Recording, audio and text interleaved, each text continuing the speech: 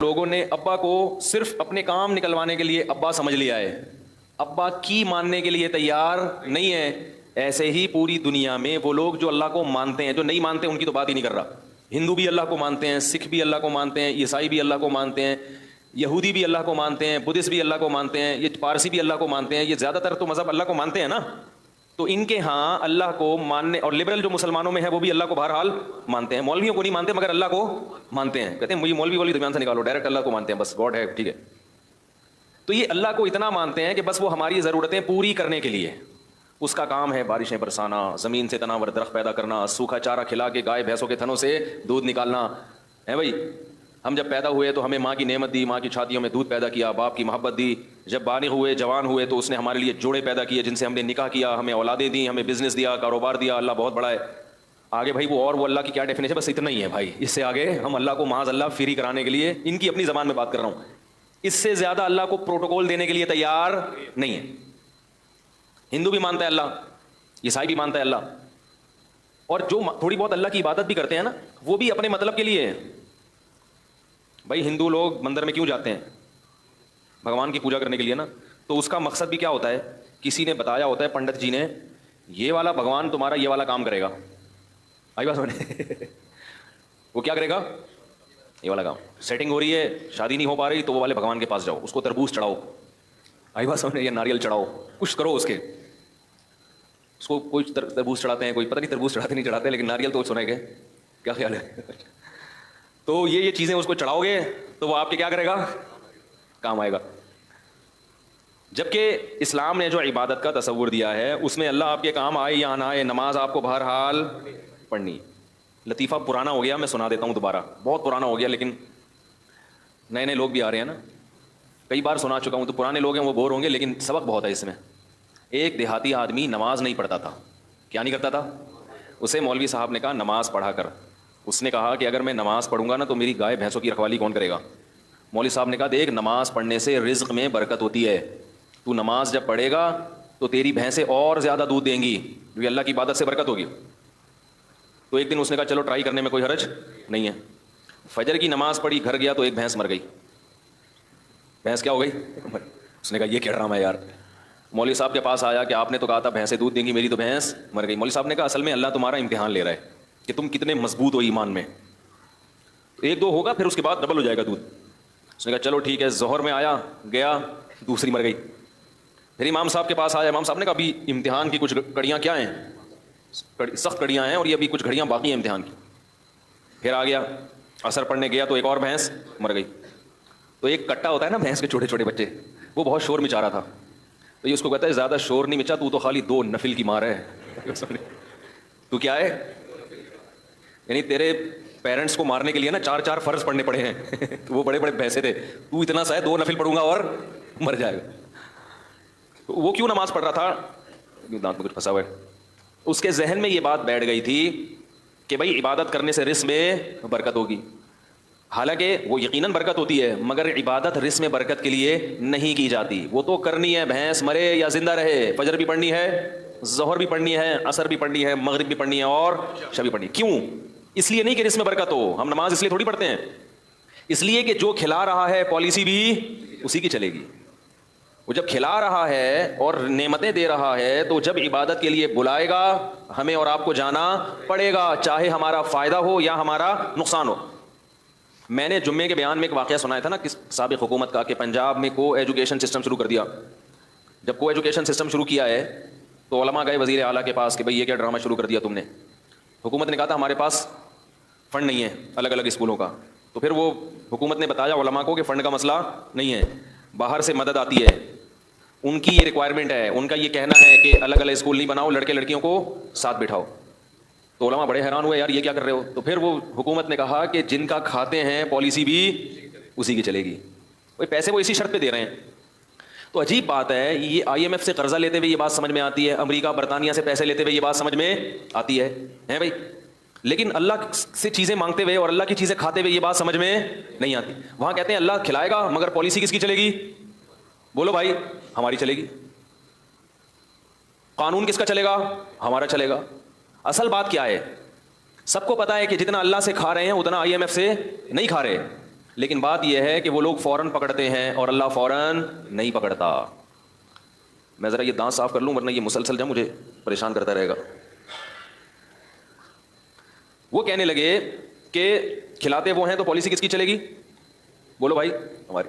تو اللہ تعالیٰ کے کہ ہم کھاتے ہیں مگر اس کے احکام پر عمل نہیں کرتے, اس کی پالیسیوں کو فالو نہیں کرتے. اس کی وجہ یہ ہے کہ دنیا میں جب کسی سے آپ قرضہ لیتے ہیں تو وہ قرضہ روک لیتا ہے اگر اس کی پالیسیوں پہ آپ نہیں چلو گے. جبکہ اللہ کی عادت یہ ہے کہ قرآن میں اللہ نے فرمایا کلن نمد ہؤلاء وہؤلاء, ہم پالیسیوں کو فالو جو کر رہا ہے اس کو بھی کھلائیں گے اور جو نہیں فالو کر رہا اس کو بھی کھلائیں گے. وما کان عطاء ربک محظورا, تیرے رب کی عطا سے کوئی بھی دنیا میں محروم نہیں رہے گا. کیونکہ اگر اللہ نافرمان سے رزق کو روک لیتے تو دنیا میں پھر کوئی بھی نافرمان نہ ہوتا, پھر لوگ مجبور ہو کے اللہ کی عبادت کرتے, اور اللہ کو ایسی عبادت پسند نہیں ہے. بات آ رہی ہے سمجھ میں؟ اللہ کو ایسی عبادت نہیں پسند ہے. ایسی قربانی, یہ قربانی نہیں ہے نا, یہ قربانی ہے ہی نہیں. وہ تو آپ جب دیکھ لو سب کچھ. مشرکین یہ کہا کرتے تھے کہ ہمیں اللہ کا عذاب دکھائیں جس عذاب کا وعدہ کرتے ہیں. تو اللہ نے کیا فرمایا, اگر عذاب دیکھ لیں گے پھر ایمان لائیں گے تو وہ ایمان مقبول, بولو بھائی, نہیں ہو. عذاب دیکھنے کے بعد ایمان لاؤ گے تو پھر تو وہ تو سب کو لان, تو وہ تو کہتے ہیں نا بھائی تمہارے تو اچھے بھی مانیں گے, پھر کیا خیال ہے بھائی, پھر تو سب مانیں گے. پھر تو ہندو بھی ایمان لائے گا, عیسائی بھی ایمان لائے گا, کیونکہ اپنے مفاد تو سب کو محبوب ہوتے ہیں. یہاں آزمائش ہے کہ غیب کے پردوں میں ڈال دیا اور اپنی نعمتوں کی بارشیں برسا دیں. IMF اتنا قرضہ نہیں دیتا جتنا ہمیں اللہ کھلاتا ہے فری میں. یہ پانی جو ٹنوں منوں آسمانوں سے برستا ہے, اتنا پانی اگر اللہ اس کا بل مانگنا شروع کر دے تو IMF کے بس میں بھی نہیں ہے کہ یہ اللہ کو اس کا بل پے کرے. ایک بادل جو چھوٹا سا ٹکڑا ہوتا ہے نا, بادل کا ٹنوں منوں وزن ہوتا ہے اس کے اندر ہزاروں پانی کے ٹینکر ہوتے ہیں جو ایک بادل کا چھوٹا سا ٹکڑا لے کے سفر کر رہا ہوتا ہے. یہ جو ہمیں آسمان پہ کالے بادل نظر آتے ہیں نا, چھوٹے چھوٹے ٹکڑے, یہ ہمیں چھوٹے لگتے ہیں, حقیقت میں یہ چھوٹے نہیں ہیں. ماہرین کہتے ہیں کہ بادل کا ایک ٹکڑا اگر ایک جگہ کھڑے ہو کر برسنا شروع کر دے پورے شہر کو تباہ کرنے کے لیے کافی ہے. یہ جو چھوٹے بادل کے ٹکڑے ہوتے ہیں کراچی کے اوپر سے گزرنے بارشوں میں, تو اگر یہ کھڑے ہو کے کراچی پہ برسنا شروع کر دیں کہ بھائی چلو یہیں پورے خالی ہو جاؤ, پورے خالی کہاں ہو جاؤ, ادھر ہی, تو ہم پورے بھر جائیں گے, پھر ہم تیر رہے ہوں گے, پھر تباہ ہو جائے گا سب کچھ. چھڑکاؤ ہے ہلکا ہلکا. یہ کیا ہے؟ ہلکا ہلکا. معصرات کہا ہے اللہ نے, نچڑنے والے بادل تھوڑا تھوڑا نچڑتے ہوئے جا رہے ہوتے ہیں, ہلکا ہلکا چھڑکاؤ کرتے ہیں اور ہوا ان کو دھکیل دیتی ہے کہ بس بہت ہو گیا, آگے نکلو آگے, ایک ہی جگہ پہ نہیں برس جانا, کیونکہ اتنا پانی ہے کہ یہ کراچی والے افورڈ نہیں کر پائیں گے, تباہ ہو جائیں گے یہ سب. وہ تھوڑا سا چھڑکاؤ میں ہی آپ دیکھو حال کیا ہوتا ہے. کیا خیال ہے؟ اسی میں لو تیرنا, کھارا در غائب ہو جاتا ہے, کھارا در اخبار میں آتا ہے پھر ہے بھائی. ایسا ہی ہوتا ہے نا کراچی میں جب زیادہ بارشیں ہو جائیں, گلستان جوہر مارکیٹ سے شارٹ, ایسا ہی ہوتا ہے. جو بھی نشیبی علاقے ہیں وہ بالکل ڈوب جاتے, اتنا پانی اتنے بڑے شہر میں برستا ہے. فَسَلَكَهُ يَنَابِيعَ فِي الْأَرْضِ, یہ رب کی سخاوت ہے جو جوش مارتی ہے. اور پھر اللہ فرماتے ہیں اس پانی کو ہم زمین پہ برسا کے زمین کو طاقت دیتے ہیں, وہاں سے چارہ پیدا ہوتا ہے. پھر زمین کی دراڑوں میں جہاں بھی زمین کو پانی کو جگہ نظر آتی ہے نا, سوراخ کہیں بھی, پانی اس میں داخل ہوتا ہے. پھر مٹی میں اللہ نے فلٹر لگائے ہوئے ہیں, وہ فلٹر پانی کو ایسا صاف کرتے ہیں جراثیم سے کہ ہزاروں سال بعد بھی مٹی سے پانی نکالو تو وہ آپ کو بالکل تازہ ملے گا پانی, اس میں ذرہ برابر بھی خرابی پیدا نہیں ہوگی. اور پھر اس پانی کو جب زمین میں داخل کرتے ہیں تو کرتے کرتے ایک جگہ جا کے اس کو بریک لگا دیتے ہیں کہ بھائی اس سے زیادہ نیچے مت جانا, کیونکہ انسان کے لیے اس کو زمین میں اسٹور کیا ہے, لہذا اتنا نیچے مت جانا کہ انسان کی دسترس سے باہر ہو جائے. تو ابھی ہم کنویں کھود کھود کے پانی, بولو بھائی, نکالو, جتنا نکالو اتنا اور آ جاتا ہے, اور آ جاتا ہے, اور آ جاتا ہے. یہ کیا ہے سب؟ KPK میں بعض زمینوں پہ گیا, وہاں ٹیوب ویلیں لگی ہوئی ہیں, پانی آ رہا ہے اور وہ کھیتیاں اس سے آباد ہو رہی ہیں. میں نے پوچھا یار یہ پانی تو میں تو 2 دن سے ہوں, 2 دن سے پانی نکلتا ہوا دیکھ رہا ہوں. انہوں نے کہا آپ 2 دن سے, ہم 40 سال سے دیکھ رہے ہیں. 40 سال سے کیا ہو رہا ہے؟ ٹیوب ویل سے مسلسل پانی نکل رہا ہے. تو پھر ہمارے ابا دادا بھی بتاتے ہیں ہم جب پیدا ہوئے تھے تو یہ پانی نکل ہی رہا تھا, اتنا پانی زمین میں. اور صوبہ سرحد جو ہے KPK وہ اونچائی والی جگہ پہ ہے, وہ نشیبی جگہ پہ نہیں, جتنا اونچائی پہ جائیں گے اتنا پانی زیادہ. عجیب بات ہے یا نہیں ہے؟ پانی کی تو صفت ہے نیچے جانا, لیکن کشمیر میں پانی زیادہ ہے اور کراچی میں کم ہے. حالانکہ کراچی سمندر کی سطح کے بالکل برابر ہے, لیکن سطح سمندر سے اوپر جا رہے ہیں تو پانی اور زیادہ ہوتا چلا جا رہا ہے. سوال پیدا ہوتا ہے پانی تو نیچے آتا ہے, اوپر تھوڑی جاتا ہے پانی, لیکن جتنی بلندی پہ, میں ایسے علاقوں میں گیا ہوں 7000 فٹ بلندی, آکسیجن نہیں ہوتی وہاں پہ, سانس لینے میں دشواری, مگر پانی کے چشمے پہاڑوں کی نوک سے پھوٹ رہے ہیں. کیونکہ وہ بھی زمین ہے, وہاں اس کو بھی اللہ نے کیا کرنا ہے, بولو بھائی, آباد کرنا ہے اللہ نے. پہاڑوں کے اوپر پانی جاتا ہے اور بالکل چوٹی سے نکل کے نیچے بہنا شروع ہوتا ہے. اسی وجہ سے اللہ نے کہا ہم نے زمین میں دریا اور چشمے جاری کر دیے. پھر پانی کا ایک الگ سسٹم ہے, جیسے بالکل ہم لوگ چیزیں اسٹور کرتے ہیں نا بھائی, جیسے ہم بقرعید کے گوشت سے حلیم پکاتے ہیں نا محرم میں تو نہیں پکاتا, یہ لوگ پکاتے ہیں, تو وہ کہاں اسٹور کرتے ہیں, فریج میں. کیا خیال ہے بھائی, کیونکہ محرم میں پھر کہاں سے ملے گا اتنا گوشت, تو لوگ بقرعید کے گوشت کو کیا کر دیتے ہیں, اسٹور کر دیتے ہیں, کہ محرم میں اسی سے حلیم پکے گا, تو فریز کر دیا جاتا ہے نا. ایسے ہی گرمیوں میں پانی کی ضرورت زیادہ ہوتی ہے, تو اللہ تعالیٰ کیا کرتے ہیں کہ جو ٹھنڈے علاقے ہیں وہاں پانی کو برف کی شکل میں اسٹور کر دیتے ہیں. نہیں آ رہی میرا خیال ہے, قرآن نے اس کا بھی تذکرہ کیا کہ آسمان سے برف نازل ہوتی ہے, وہ برف کے بڑے بڑے پہاڑ, وہ سب کیا ہے, قدرتی فریج ہے جس میں کوئی ڈور نہیں ہے, دروازہ نہیں ہے, کوئی بجلی نہیں دینی پڑ رہی اس کو, وہ اللہ تعالیٰ آسمان سے ہی برف بنا کے اس کو زمین پہ, بولو نا بھائی, نازل کر کے بڑے بڑے تودے گلیشیئر بنا دیتے ہیں. وہ گلیشیئر اسٹور ہو جاتے ہیں, بالکل صاف ستھرا پانی ہوتا ہے, وہ ایک دم نیٹ کلین پانی, صاف ستھرا. وہ پانی بڑے بڑے گلیشیئر کشمیر میں اور کیٹو کی پہاڑیوں پہ ادھر کیا ہو جاتے ہیں, پورے پورے برف کے پہاڑ بن جاتے ہیں.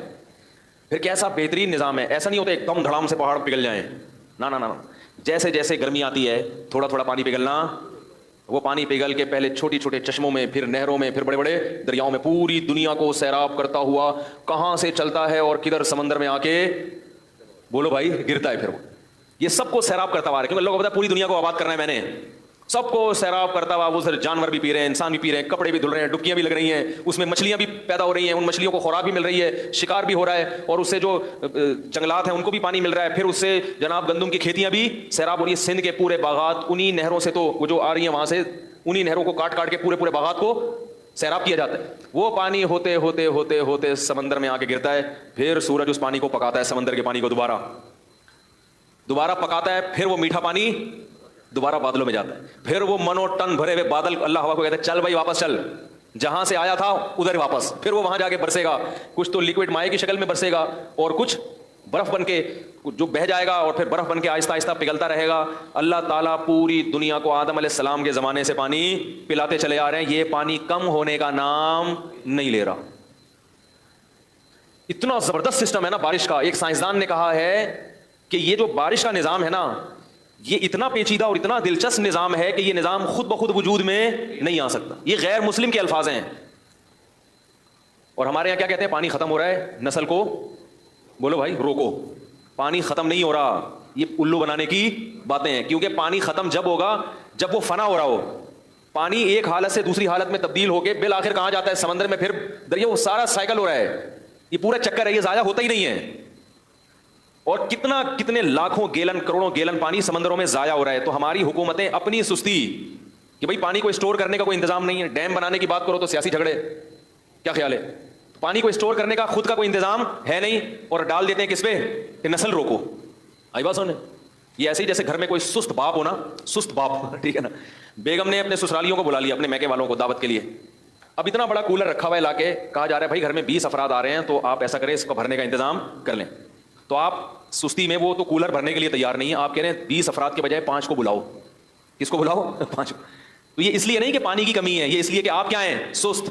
تو حکومت جب کہتی ہے نا کہ نسل روکو, پانی کے ذخائر کم ہو رہے ہیں, تو یہ حکومت اپنی سستی کس پہ نکال رہی ہے, ہم اور آپ پہ نکال رہی ہے. نہیں یاری میرا غلط بات سمجھ. تو اللہ کی طرف سے رزق برس رہا ہے, ہم پانی بھی پی رہے ہیں. اگر ایک پانی اللہ روک لینا, خدا کی قسم, آئیے میں قرضے دینا چھوڑ دے, اتنا نقصان نہیں ہے, کھاتے پیتے پھر بھی رہو گے. لیکن ایک پانی آسمان سے برسنا ختم ہو جائے تو دیوالیاں نکل جائیں انسانوں کا. لوگ ان ڈالر اور سونے اور چاندی کے سکوں کو بھول جائیں گے. اکثر میں ایک واقعہ بیان میں سناتا ہوں. ایک بادشاہ نے ایک بزرگ سے کہا کہ میں آپ کو اپنی آدھی سلطنت گفٹ میں دینا چاہتا ہوں. کس میں دینا چاہتا ہوں, آپ کو آدھی سلطنت مل جائے تو آدمی تو خوشی سے بے ہوش ہو جائے نا. ان بزرگ نے کہا کہ میری نظر میں تیری اس سلطنت کی قیمت مچھر کے پر کے برابر بھی نہیں ہے. بھائی کیوں بھائی؟ انہوں نے کہا میرے پاس جو نعمتیں ہیں نا, جو گاڈ گفٹڈ نعمتیں جو اللہ نے مجھے بغیر کسی محنت کے دی ہیں, ان نعمتوں کی قیمت تیری اس سلطنت سے زیادہ ہے. بادشاہ بڑا حیران ہوا, یار یہ دیکھنے میں تو فقیر سا لگتا ہے, کپڑے بھی دیکھو پھٹے پرانے, اور اس کے پاس اتنی دولت اور اتنا کچھ, اس کے پاس سرمایہ پتہ نہیں کہاں چھپا کے رکھا ہوا ہے اس نے, جو میری پراپرٹی سے بھی زیادہ ہے. تو بادشاہ نے بلا لیا. بادشاہ لوگ تو بڑے لالچی ہوتے ہیں نا, بھائی کہاں رکھا ہوا ہے بھائی. تو بادشاہ نے بلا لیا, تو بادشاہ نے کہا کہ آپ شکل سے تو اتنے مالدار نہیں لگتے، لیکن آپ نے جو یہ کہا کہ آپ کے پاس اتنی قیمت کی چیزیں ہیں تو یہ کہاں ہیں؟ بزرگ کو پتا تھا ایسے سمجھاؤں گا اس کی سمجھ میں نہیں آئے گا، مثال سے بات سمجھ میں آتی ہے نا. کیا خیال ہے بھائی؟ لوگ مجھے کہتے ہیں بیان میں قرآن حدیث کم ہوتا ہے، مثالیں ادھر ادھر کی زیادہ ہوتی ہیں. قرآن حدیث ہوتا ہے، اسی کو سمجھانے کے لیے مثالیں دی جاتی ہیں. خود قرآن اور حدیث میں اللہ کے نبی نے بہت سی مثالیں دی ہیں، عام انسانوں کی مثالیں دی ہیں، مچھر کی مثالیں دی ہیں. مثال جس کو ایگزامپل کہتے ہیں، وہ بات کو سمجھانے کے لیے، تو اپنی بات سمجھانے کے لیے نہیں، قرآن اور سنت ہی سمجھانے کے لیے. ورنہ قرآن تو پڑھ لیں آپ، سبھی پڑھتے ہیں، اس کو ڈیفائن کرنا یہ مشکل کام ہوتا ہے کہ یہ کس طرح سے لوگوں کے دماغ میں یہ بات اتر جائے. خود نبی نے بھی بہت سی مثالیں دی ہیں، اپنی بات کو سمجھانے کے لیے نبی کیا دے رہے ہیں؟ مثالیں. حالانکہ آپ بات کہہ کے خاموشی اختیار کر لیتے، لیکن آپ کو معلوم تھا کہ میں اپنی بات سمجھانے کے لیے بھی کیا دوں گا؟ مثال دوں گا، تو بات سمجھ میں آئے گی. تو اسی وجہ سے شاعر لوگ کہتے ہیں نا، مثال جو سلجھی ہوئی چیز ہے اس کو کیا کہتے ہیں؟ شاعر نے کہا نا، خوابوں کی طرح تھا نہ خیالوں کی طرح تھا، وہ شخص ریاضی کے سوالوں کی طرح تھا، الجھا ہوا ایسا کہ کبھی کھل نہیں پایا، سلجھا ہوا ایسا کہ مثالوں کی طرح تھا. یہ شاعروں کے باولے ہونے کی ایک مثال ہے. یہ جو میں نے شعر پڑھا ہے نا، یہ بیٹھ کے کلابیں ملاتے رہتے ہیں. شاعر سارے شاعر باولے نہیں ہوتے، ذہن میں رکھیں. ایک شاعر اپنی محبوبہ کے بارے میں کہہ رہے ہیں کہ پتہ نہیں کیا ڈرامہ ہے، سمجھ میں نہیں آ رہا سمجھ میں آ ہی نہیں رہی ہے. تو کہہ رہے خوابوں کی طرح تھا نہ خیالوں کی طرح تھا، وہ شخص ریاضی کے، جیسے ریاضی کے پیچیدہ سوال ہوتے ہیں نا، اس قسم کی چیز ہے بھائی. وہ بیلنس بھی ڈال دیا ہے بھائی ٹھیک ہے، سارے خرچے بھی پورے کر دیے. تو الجھا ہوا ایسا کہ کبھی کھل نہیں پایا، ایسا الجھا ہوا کہ آپ کھول ہی نہیں سکتے اس کو. سلجھا ہوا ایسا کہ مثالوں کی طرح. لیکن سمجھ میں آ رہا ہے کہ بھائی یہی ہے میرے لیے صحیح ہے. جب جان چھڑانے کی بات کرو تو ایسا سلجھا ہوا کہ بھائی اس میں کیا خرابی ہے. پھر آخر میں کہتے ہیں شطرنج کی الجھی ہوئی چالوں کی طرح تھا. سمجھ میں آ رہی ہے بات؟ نہیں آ رہی تو یہ زیادہ اچھا ہے. اس قسم کی باتیں سمجھ میں آئیں تو خطرناک ہے، نہ سمجھ میں آئے تو زیادہ اچھا ہے. خیر، تو مثال سے بات سمجھ میں آتی ہے. کیا کہہ رہا تھا میں؟ ابے وہ مثال دینے لگا تھا، وہ ذہن سے نہیں. ابے والد کی پالیسی تو بہت پرانی ہو گئی. بادشاہ، ہاں، تو ان بزرگ نے بادشاہ کو مثال سے سمجھایا. وہ بادشاہ بزرگ سے کہہ رہا تھا نا کہ بھائی کون سی چیز ہے. تو ان بزرگ نے بادشاہ سے کہا کہ بادشاہ سلامت، ایک مثال ہے، اور مثال اکثر فرضی ہوتی ہیں. ان کو لوگ کہتے ہیں فرضی قصے سنا رہا ہے، تو فرضی بھی ہوتی ہے کہ فرض کر لو تھوڑی دیر کے لیے تو کیا ہوگا. تو انہوں نے کہا کہ بزرگ نے کہ فرض کرو بادشاہ سلامت، آپ کو پیاس لگ رہی ہے، ایک پیالہ پانی آپ کے پاس رکھا ہوا ہے، لیکن آپ کو ایک بیماری لگ گئی کہ وہ پانی جب آپ پیتے ہیں تو الٹی ہو کے نکل آتا ہے. وہ پانی الٹی ہو کے، اب پوری ایڑی چوٹی کا زور لگا لیا مگر وہ پانی حلق میں گھسنے کے لیے تیار نہیں. ایسی بیماری لگ گئی. تو بادشاہ سلامت آپ کیا کرو گے؟ بادشاہ نے کہا علاج کروں گا بھائی، الٹیاں رکیں. وہ کون سی گولی آج کل آ رہی ہے الٹیوں کی مشہور؟ وہ گرینیٹ، کچھ اس طرح گریوینیٹ کھاؤں گا. اس زمانے میں جو بھی گریوینیٹ ٹائپ کی چیز ہوتی تھی، بھائی الٹی روکنے کے لیے گریوینیٹ کھاؤں گا، یہ کھاؤں گا، وہ. اس نے کہا سب کچھ کر کے دیکھ لیا مگر فائدہ نہیں ہو رہا. بزرگ نے کہا پھر ایک حکیم آتا ہے آپ کے پاس. تو وہ حکیم کہتا ہے کہ میں آپ کا علاج گارنٹی کے ساتھ کروں گا، لیکن شرط یہ کہ مجھے اپنی آدھی سلطنت دے دو. اس کے بغیر میں آپ کا علاج نہیں کروں گا، چاہے میری گردن اڑا دو. اور علاج شرطی ہے، اگر علاج نہیں ہوا تو میری گردن اڑا دینا. بادشاہوں کا کام تو پہلے یہی ہوتا تھا، یہ ہو گیا تو گردن اڑا دو، نہیں تو سمجھ رہے ہیں. تو بادشاہ نے کہا بھائی اگر اس قسم کا حکیم آئے گا اور مجھ سے آدھی سلطنت مانگے گا تو بزرگ نے کہا اپنی آدھی سلطنت دے دو گے؟ بادشاہ نے کہا دینی پڑے گی بھائی، کیونکہ اس سلطنت کا میں کیا کروں گا کہ پانی حلق میں، بولو نا یار، اتر ہی نہیں رہا. کیا کرنا ہے اسی سلطنت؟ مر جائیں گے ویسی پیاس سے، اور تڑپ تڑپ کے مریں گے. اس نے کہا چلو جی، آپ نے آدھی سلطنت اس کو دی اور اس نے کوئی ایسی دوا کھلائی، اب وہ پیالہ آپ کے حلق میں اتر گیا. اب اگلا پروسیس کیا ہے؟ پیشاب بن کے نکل جائے. اب وہ وہاں رک گیا، پیشاب بند ہو گیا. اب وہ پانی پیشاب بن کے نکلتا نہیں. اب کیا کرو گے؟ بادشاہ نے کہا بھائی علاج کریں گے. کیا خیال ہے؟ پتھری وتھری ہے کیا چکر ہے بھائی؟ تو کہا علاج کر کر کے تھک گئے مگر وہ پیشاب نہیں نکل رہا. تو کیا کرو گے؟ وہی حکیم آیا اور کہنے لگا کہ آدھی بقیہ بھی دو گے تو کیا کروں گا؟ دوا کھلاؤں گا اور یہ پیشاب نکل جائے گا. بادشاہ نے کہا بھائی کیا کرتا، پیشاب سے تو مر جائے گا نا تکلیف سے انسان، یہ عذاب سے مرنے سے بہتر ہے کہ آپ غریب ہو کے زندہ رہ لے آدمی. بادشاہ نے کہا اپنی آدھی سلطنت بھی اس کو دے دوں گا. بزرگ نے کہا یہ ہے تیری سلطنت کی اوقات، ایک پیالہ پانی اور ایک پیالہ پیشاب، اس کے برابر ہے تیری سلطنت. میرا رب مجھے روزانہ درجنوں گلاس پانی پلاتا ہے فری میں، اور پیشاب بنا کے نکال دیتا ہے فری میں. میرے رب نے مجھے جو نعمتیں دی ہیں وہ تیری سلطنت سے کئی گنا زیادہ قیمتی ہیں، لہذا میں تیری سلطنت پہ رال ٹپکا کے اپنے رب کو ناراض نہیں کر سکتا. کاش یہ بات ہماری سمجھ میں آ جائے، کاش سمجھ میں آ جائے. ہر آدمی رو رہا ہے، ہائے یہ ہو گیا، ہائے غربت، ہائے مہنگائی، ہائے یہ ہو گیا، ہائے یہ ہو گیا. ہم نے پریشانیاں دیکھی نہیں ہیں، سمجھ میں آ رہی ہے بات؟ اس لیے ہمیں ہری ہری سوپ، جب پیٹ بھرا ہوا ہوتا ہے نا تو پھر بہت زیادہ مزے کی سوچتی ہے انسان کو. آج غربت مسئلہ نہیں ہے دنیا کا، یاد رکھو. ہیں غریب وہ بہت تھوڑے ہیں، اور وہ بہت بڑے بڑے غریب بھی موجود ہیں، لیکن جو میجورٹی ہے ان کا مسئلہ غربت نہیں ہے، ان کا مسئلہ ناشکری ہے. اور اس ناشکری کا کوئی علاج نہیں ہے. جتنا بھی کھا لو گے، جتنا اچھا پہن لو گے، مگر پھر بھی منہ کیا رہے گا؟ قرآن نے مثال دی ہے نا، ان تحملہ یلہث او تترکہ یلہث. اللہ نے کتے کی مثال دی ہے کہ اس کے سامنے بوٹی ڈالو تو بھی زبان اس کی لٹکی ہوئی ہے. پیٹ بھرا ہوا ہو تو بھی زبان لٹکی رہے گی، اور پیٹ خالی ہو تو بھی زبان لٹکی رہے گی اس کی. یہ حال ہو گیا ہے. دیکھتے نہیں اپنے حکمرانوں سے سبق نہیں لیتے؟ 5 ارب ڈالر قرضہ واپس کروایا جا رہا ہے. باتیں ہو رہی ہیں واللہ عالم ہے یا نہیں، لیکن اگر یہ سچ ہے تو یہ کم ہے. 5 ارب ڈالر یعنی سوچنے میں آتا ہی نہیں ہے کہ کتنا ہوگا. ارے 1 ارب پتہ کتنا ہوتا ہے؟ یعنی شروع کرو تو 100,000 سے 1 لاکھ، 100 لاکھ سے 1 کروڑ، 100 کروڑ سے 1 ارب، پھر اس کو ڈالر سے ضرب دے دو، پھر وہ کتنے؟ 100 ڈالر، 100 ارب ڈالر. میرے بھائی ہم اور آپ تصور. لیکن ایسے لوگ بھی چاہتے ہیں کہ ہم دوبارہ آئیں اور مزید پیسہ. یعنی یہ وہ لوگ ہیں کہ اگر یہ 5-5 ہزار کے نوٹ کو چائے میں ڈبو کے کھانا شروع کرتے ہیں، خود نوٹ کھانا شروع کرتے ہیں، ان کی زندگیاں ختم ہو جائیں گی مگر وہ نوٹ ختم نہیں ہوں گے. کتنی بڑی عبرت ہے اس واقعے میں کہ اصل مسئلہ دولت نہیں ہے، ہوس ہے. جس میں ہوس ختم ہو جائے تو اس کو یہ بہت لگے گا جو نعمتیں ہم کھا رہے ہیں. یہ جو اولاد روکنے کی بات کرتے ہیں نا، ہوس کے مریض ہیں. یہ چاہتے ہیں ہم کروڑ پتی ہو جائیں، ہمیں ایک ڈھیلا بھی اپنی اولاد پہ خرچ نہ کرنا پڑے. اور جس کو سمجھ میں آ گیا کہ رازق اللہ ہے اور جو رزق ہمیں مل رہا ہے بہت ہے، وہ میرے بھائی درجن بچوں پر بھی پریشان بولو بھائی نہیں ہوگا. وہ نہیں ہوگا پریشان، وہ اس پہ بھی خوش ہوگا. تو یہ جو ہماری باتیں ہیں نا، یہ جب سمجھ میں آئیں گی جب دنیا کو کیا سمجھیں گے؟ مسافر خانہ، اور اللہ کی نعمتوں کی قدر کریں گے. یہ دماغ میں بٹھا لیں کہ ہم میں سے ہر شخص کو اللہ نے بہت سے بھی زیادہ دیا ہے. اللہ میرے شیخ کی مغفرت فرمائے، آخر عمر میں بیمار ہو گئے تھے، 78 سال کی عمر میں بہت شدید بیمار ہو گئے. ایسے بیمار ہو گئے کہ بس لگ رہا تھا کہ اب ان کی موت واقع ہو جائے گی.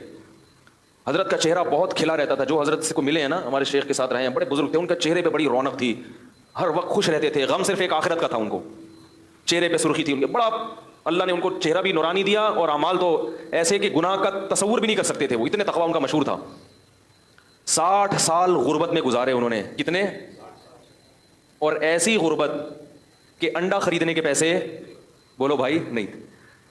یہ واقعہ حضرت جب سناتے تھے تو فرماتے تھے مجھے ڈر لگتا ہے کہیں یہ واقعہ بیان کرنے سے ناشکری نہ ہو جائے، کہ اللہ یہ نہ کہے کہ تو غریب تو تھا نہیں تو اپنی غربت بیان کیوں کر رہا ہے. فرماتے تھے اس لیے بیان کر رہا ہوں تاکہ آپ لوگوں کو عبرت ہو کہ میں 2 وقت کی جو روٹی ملتی تھی دال کے ساتھ، اس کو اللہ کی بہت بڑی نعمت سمجھتا تھا. ذاتی گھر کا تو تصور بھی نہیں کر سکتے تھے وہ.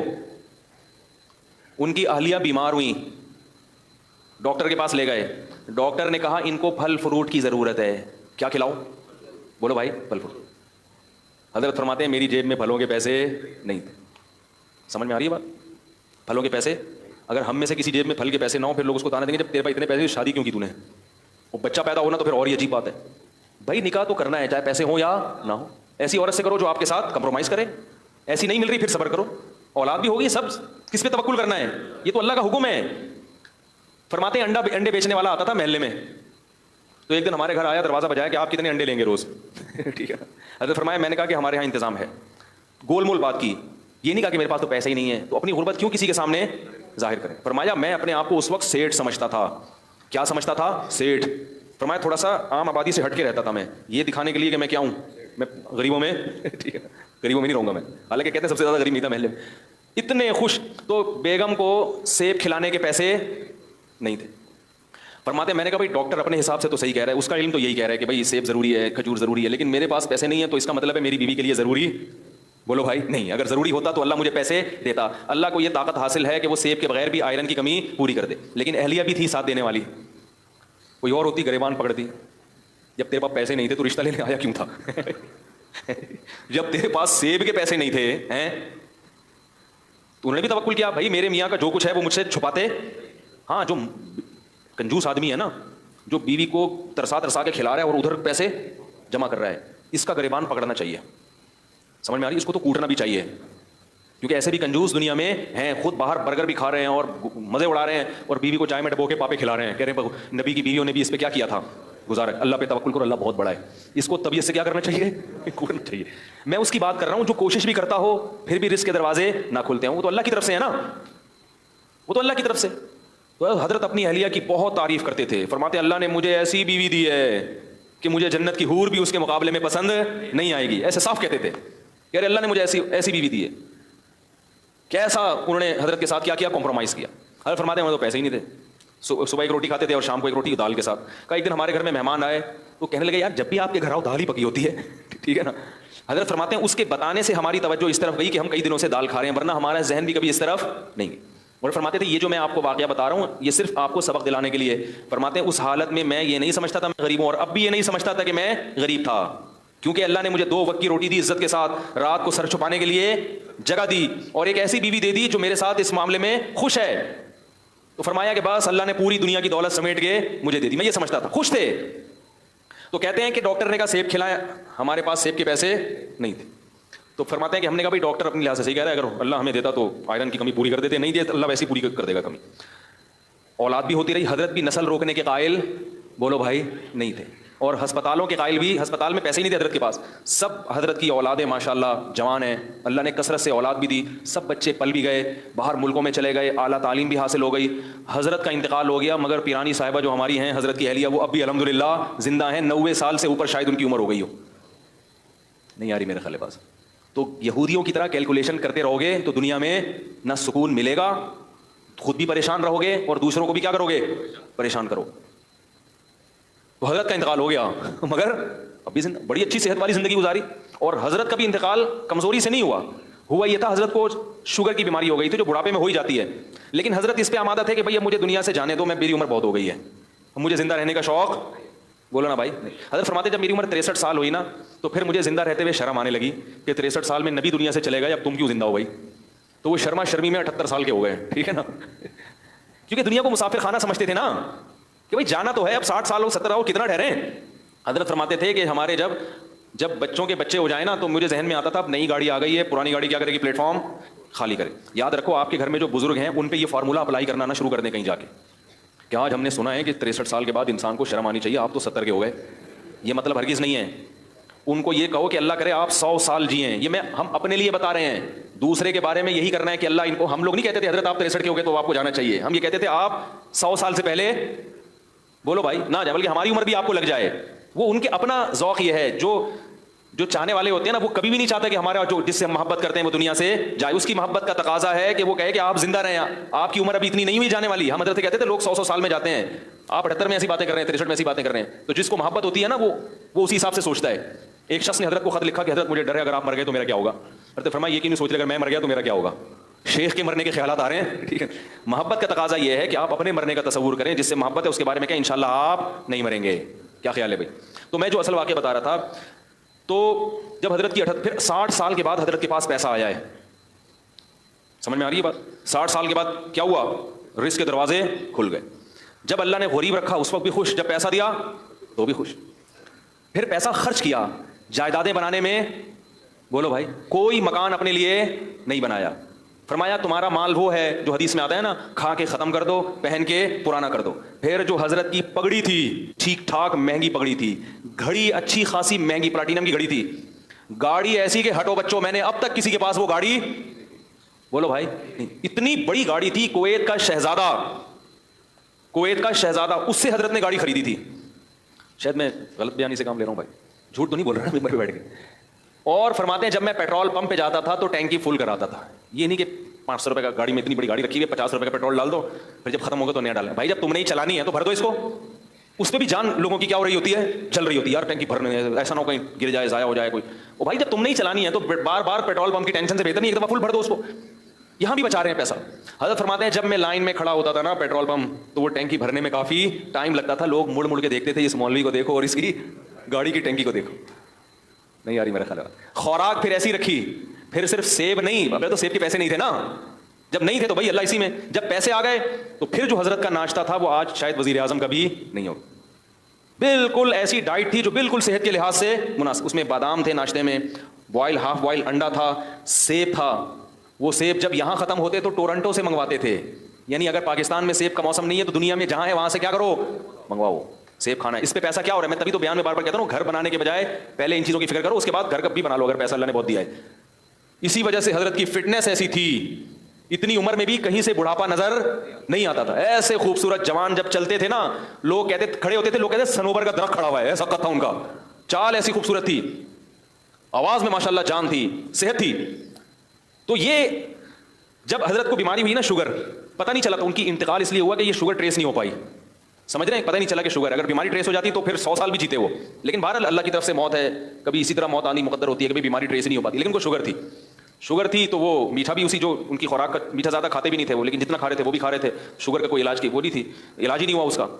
لیکن اس حالت میں جب انتہائی کمزور ہو گئے, بالکل چہرے جو ہے نا وہ رونق, جو ایک بیمار آدمی کا ہوتا ہے کمزوری سے, وہ رونق ظاہری طور پہ ختم ہو جاتی ہے, بالکل بستر سے لگ گئے, تو بھی زبان سے کوئی شکایت نہیں. جب ہم جاتے نا اس کے لیے عیادت کے لیے, تو فرماتے کہ میں کس منہ سے شکایت کروں کہ میں بیمار ہوں, میں کمزور ہوں. اللہ نے ساری زندگی اتنا اچھا کھلایا پلایا, اب اگر اللہ نے تھوڑی سی آزمائش دیتی ہے تو اس آزمائش کو بیان کرتے ہوئے شرم آتی ہے. سمجھ میں نہیں آ رہی میرا خیال. اب اس آزمائش کو بیان کرتے ہوئے, بھائی پہلی دفعہ زندگی میں, حالانکہ اس سے پہلے بھی بیمار ہوئے ہوں گے, کہا اللہ نے ساری زندگی کھلایا, خوب کھلایا. وہ کیا کھلایا؟ دال روٹی. اس کو کیا کہہ رہے ہیں؟ خوب کھلایا. حضرت کے بچے جب جوان ہونے لگے تو حضرت کو فکر ہوئی ان کی شادیاں کرنی ہے, جبکہ گھر اتنا چھوٹا ہے کہ اس میں کمرے ہیں ہی نہیں. ہماری طرح نہیں کہ اب تو کرنا تو ہے ہی نہیں, کرنی تو ہے ہی نہیں, کماؤ پیسہ لاؤ پیسہ ہے بھائی. حضرت کو فکر ہوئی بیٹے جوان ہو رہے ہیں تو اب کیا کرنی ہے؟ شادیاں. لیکن اب یہ کہ گھر میں جگہ نہیں ہے, تو حضرت نے ہمیں کمرہ دکھاتے تھے. میں نے کہا ایک اوپر کمرہ ہے, ٹھیک ہے, وہ جو لحاف رکھتے ہیں نا, کیا خیال ہے, ایسی مزاح کر رہے تھے. کہا میں نے سوچا کوئی مسئلہ نہیں ہے, کو ادھر سیڑھیاں لگا کے بولو گے چل ادھر جا اپنی بیوی کے ساتھ. لیکن فکر پھر بھی کی انہوں نے کہ بھائی شادی کرنی ہے ان کی, وہ دیکھا جائے گا شادی کے بعد کیا جگاڑ کرنا ہے, کہاں کر لے. تو اللہ کا شکر ان کی شادیاں بھی ہو گئیں, ان کو بھی اللہ نے بہت پیسہ دیا. وہ سب مدرسے میں وہ عالم بنے. اس کے بعد اتنا اچھی علمی استعداد تھی کہ مدینہ یونیورسٹی سے ان کو بلاوا آ گیا ان کا, مدینہ یونیورسٹی چلے گئے, وہاں سے حکومت سعودیہ کی طرف سے دوسرے ملکوں میں دورے پہ بھیج دیے گئے. وہ بھی اچھا خاصا ماشاءاللہ ان کے پاس اللہ نے رزق کے دروازے ان کے لیے کھولے. تو میں یہ کہہ رہا ہوں, دیکھو ہم لوگ ہوس کے مریض ہیں, ہم کبھی بھی خوش بولو بھائی نہیں رہ سکتے. ہم غیر مسلموں کے طریقے کو فالو کر رہے ہیں کہ وہ کدھر جا رہے ہیں, وہ ہر وقت نوٹ بنانے میں لگے ہوئے ہیں. ہم میں سے جس کو بھی اللہ نے دیا ہے, جتنا دیا اللہ کی قسم, وہ ہماری ضرورتوں سے کئی گنا زیادہ. ہمارے بار بار یہ کہتے تھے کہ اللہ نے مجھے میری ضرورت سے کئی گنا زیادہ دیا ہے, زیادہ دیا. پھر جب بہت پیسہ آیا حضرت کے پاس تو اپنے لیے پھر بھی نہیں بنایا گھر, پھر بھی کہا میں کیا بر کروں گا گھر بنا کے, لیکن اپنی اہلیہ کے لیے ایک فلیٹ بولو بھائی خرید لیا, میرے مرنے کے بعد ان کے لیے کوئی انتظام ہو جائے. تو وہ بھی ہو گیا. وہ بھی جب بہت, ورنہ حضرت اس کے بھی قائل نہیں تھے, کیونکہ بچے ماں ظاہر ہے بچوں کے پاس لیتی ہیں نا, ان کو تو الگ گھر کی ویسے بھی ضرورت نہیں ہوتی, لیکن چلو بنا لو جب اتنا اللہ نے دے دیا. باقی کیا کرتے تھے, اپنے جو صبح کا ناشتہ ہے بادام منڈا اور یہ سب, ایک دن ہم گئے تو ٹکا کھا رہے تھے, ٹھیک ہے نا, اچھی خوراک کھاتے تھے. تو جب یہ شہد استعمال کرتے تھے, دودھ پیتے تھے, چائے کے قریب بھی نہیں پٹکتے تھے, کبھی بھی چائے نہیں. پان تو زہر تھا, حضرت کے سامنے کوئی پان کھا کے دکھا دے اس کی خیر نہیں ہے, کیونکہ انتہائی صفائی پسند تھے. ایسی صفائی اگر میں قسم اٹھا کے بولوں میں نے زندگی میں کسی میں نہیں دیکھی تو میں قسم میں جھوٹا نہیں ہوں گا. اتنی صفائی تھی, اتنی صفائی انتہا ہے جس کی. ایک طالب علم اپنی ٹوپی کمرے میں بھول آیا ان کے, اس پہ تھوڑے تھوڑے پسینے کے ہلکے ہلکے کچھ نشان تھے. حضرت اس ٹوپی کو نا یوں کر کے لے کر آیا, ادھر رکھ کے, کہا مجھے چکر آ رہے ہیں اس کی بدبو سے, حالانکہ اس میں کچھ بھی نہیں, لیکن ناممکن تھا, ایسی صفائی تھی.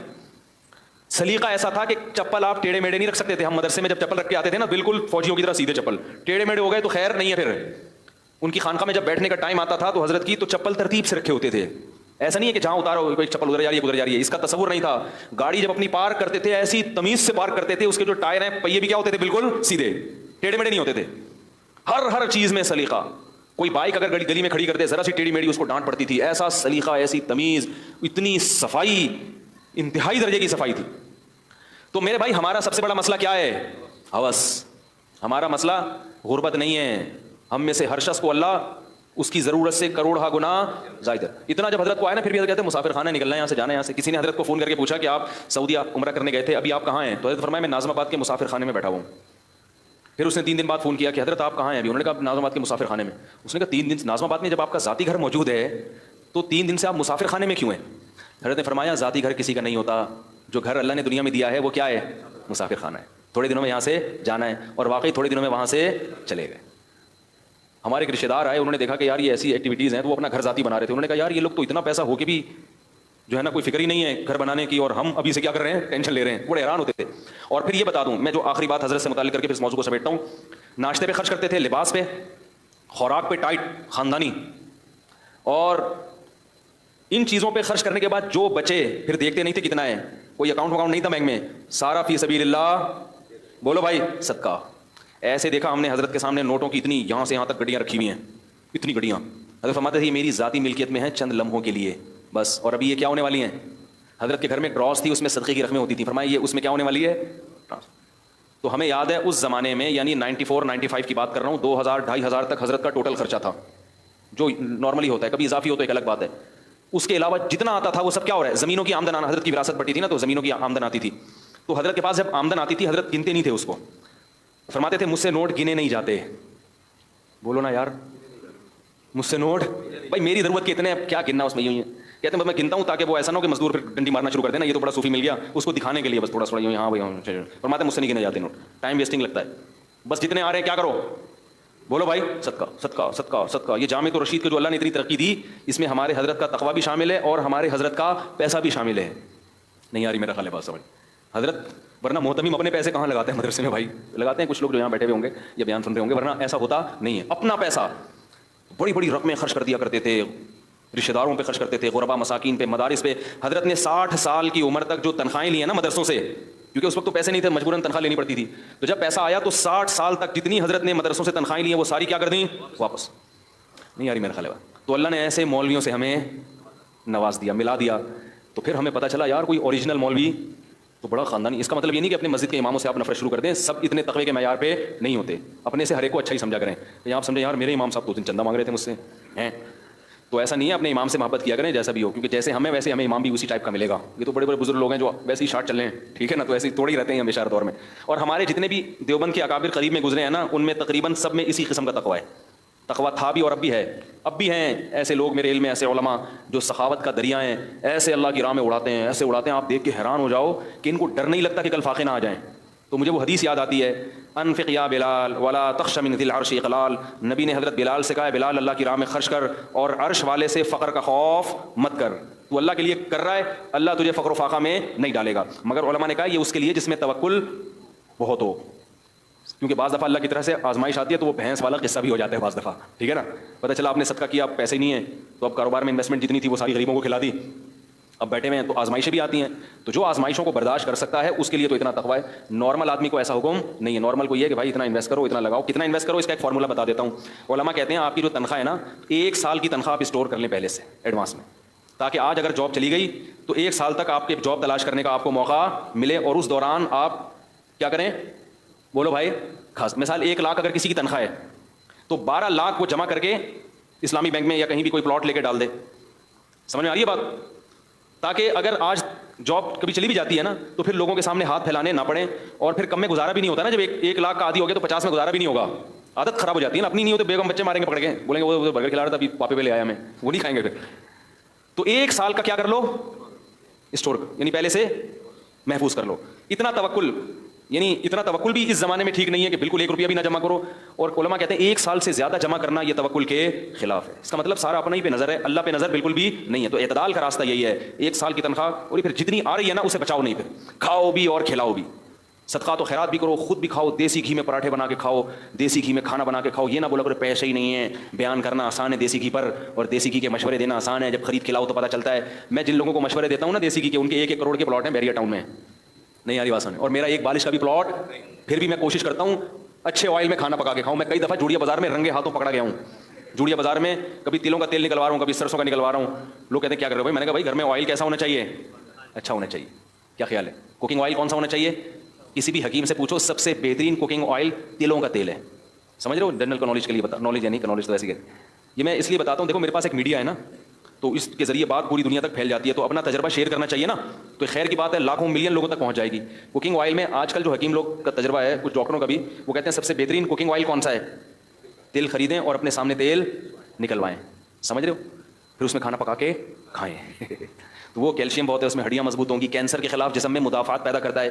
بچوں کو جو بستر پہ پیشاب نکل جاتا ہے نا بچوں کا, ان کو تیل کھلایا جاتا ہے. تو وہ تیل کھلائیں گے تو بچوں کا مثانہ بھی کیا ہوگا, مضبوط ہوگا. یہ پیشاب نکلنے کی بیماری بھی بچوں کی ختم ہوگی, مگر مہنگا پڑے گا. تو پلاٹ خریدنے سے بہتر ہے اس باڈی کے پلاٹ کو کیا کرو, اس کی فکر کرو. پہلے فش کھایا کرو, بازار سے جاؤ 20 کلو مچھلی اٹھا کے لے آؤ گھر میں, اگر اللہ نے پیسے دیے ہیں. نہیں دیے تو پھر حضرت والا سوچا کرو, صحیح ہے نا.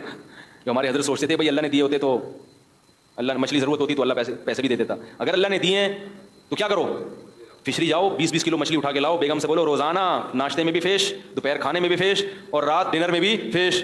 بنگالیوں کو دیکھو فش کھاتے ہیں کیسے ہینڈسم اسمارٹ رہتے ہیں نا ساری زندگی, بال کالے رہتے ہیں. ہمارے ایک استاد ہیں بنگلہ دیش کے, پورے بال کالے ان کے. میں نے کہا آپ کی عمر کتنی, انہوں نے کہا پتہ نہیں 46 سال 48 سال, ایسے گھنی کالی داڑھی. یہ کس کا کمال ہے؟ فش کا, مچھلی کھا رہے ہیں دبا کے. ہمارے ہاں مچھلی ڈاکٹر کے مشورے پر ہفتے میں 1 دن, کیونکہ دوبارہ خریدتے ہوئے جان نکلتی ہے, یار مچھلی کیسے خریدیں, یار مچھلی کیسے. تو بھائی یہ قدرتی چیزیں, ان پہ پیسہ خرچ کرو اللہ کے بندو. شہد کھاؤ, کیا کھاؤ ٹھیک ہے شہد کھاؤ. تو کہاں سے کہاں بات چلی گئی. تو جہنمی جب قیامت کے دن اللہ ان سے کہے گا جہنمیوں سے, تو وہ جواب میں کیا کہیں گے, ما نزل اللہ, بولو بھائی, من شیء, اللہ نے آسمان سے کچھ بھی نازل نہیں کیا. لہذا ہر آدمی اللہ کا کھا تو رہا ہے. پالیسی بھی میں یہاں سے بات آئی نا کہ اللہ اتنا کھلا رہے ہیں, شہد بھی دے رہے ہیں جو اللہ نے نعمتیں دی ہیں, پھل فروٹ بھی دے رہے ہیں, تلوں کا تیل بھی دے رہے ہیں, صحیح ہے نا, سرسوں کا تیل بھی دے رہے ہیں, زیتون کا تیل بھی ہے, کوکنگ آئل الگ ہے, اور ویسے چمچے سے پینے والا الگ آئل آ رہا ہے, اور غریبوں کو ڈالڈا بھی دے رہے ہیں.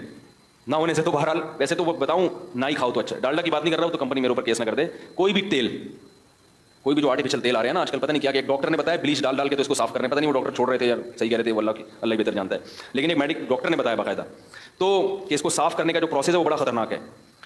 تو خیر اتنی نعمتیں اللہ کھلا رہا ہے, پلا رہا ہے, مگر ہم کہتے ہیں پالیسی اللہ کی نہیں چلے گی, بلکہ ہم کہتے ہیں اللہ نے آسمان سے کچھ اپنے بندوں کے لیے نازل کیا ہی نہیں ہے. تو جیسے میرے بھائی, ابا کی اگر گھر میں نہیں چلے گی تو ابا کسی پیسے نکالتے رہو اور ابا کی سنو مت, تو ایک دن ابا کو غصہ آئے گا اور ابا گھر چھوڑ کے بھاگ جائے گا, بولے گا دے بل, ٹھیک ہے نا, دو خود ہی دو. جب ایک دھیلے کی میری بات نہیں مانتے تو میں کس بات پہ خرچ کروں. تو اسی طرح میرے بھائی اللہ بھی چھوڑ کے چلا جائے گا, لیکن اللہ دنیا میں نہیں چھوڑتا. اللہ نے قرآن میں کہہ دیا, لا تحسبن اللہ غافلا عما يعمل الظالمون, ظالمین جو کچھ کر رہے ہیں اللہ کو اس سے غافل مت سمجھو. انما يؤخرهم ليوم تشخص فيه الابصار, ہم ایک دن کے لیے مہلت دے رہے ہیں جس میں آنکھیں کھلی کی کھلی رہ جائیں گی, پھٹی کی پھٹی رہ جائیں گی. ایسی وحشت ہوگی, مہطعین مقنعی رؤوسهم لا يرتد اليهم طرفهم, خوف کی وجہ سے انسان پلک نہیں جھپک سکے گا. ایسا خوف کا دن آنے والا ہے اور دل صبر سے خالی ہو جائیں گے.